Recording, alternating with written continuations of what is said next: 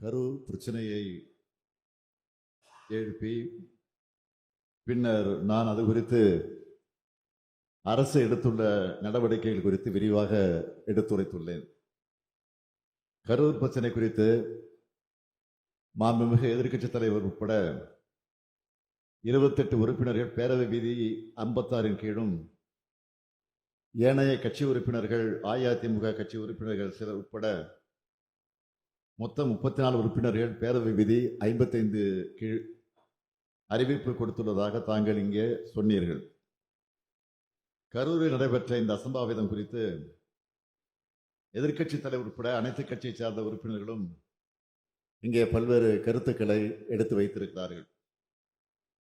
அரசுக்கு ஆக்கப்பூர்வமான கருத்துக்கள் அளித்த அனைத்து உறுப்பினர்களுக்கும் என் நன்றியை முதலில் தெரிவித்துக் கொள்கிறேன்.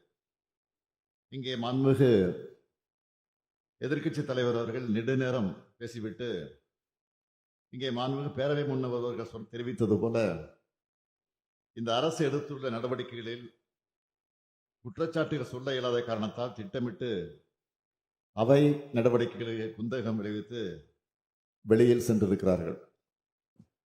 மேலும் மாண்புமிகு திரு கு செல்ல பெருந்தகை, மாண்புமிகு திரு ஜி.கே. மணி, மாண்புமிகு திரு நயினார் நாகேந்திரன், மாண்புமிகு திரு எஸ்.எஸ். பாலாஜி, மாண்புமிகு உறுப்பினர் திரு வி.பி. நாகை மாலி, மாண்புமிகு திரு டி. ராமச்சந்திரன், மாண்புமிகு உறுப்பினர் திரு பூமிநாதன், மாண்புமிகு திரு இ.ஆர். ஈஸ்வரன், மாண்புமிகு திரு தி. வேல்முருகன்,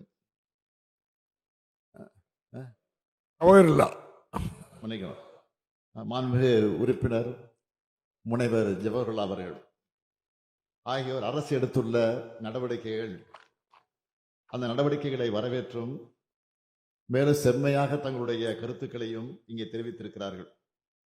நிச்சயமாக அனைத்து உறுப்பினர்களும் இங்கே வழங்கி இருக்கக்கூடிய ஆக்கப்பூர்வமான கருத்துக்களை அரசு கவனத்திலே கொண்டு நடவடிக்கை எடுக்கும் என்ற உறுதி கூட இந்த அளவோடு அமைகிறேன்.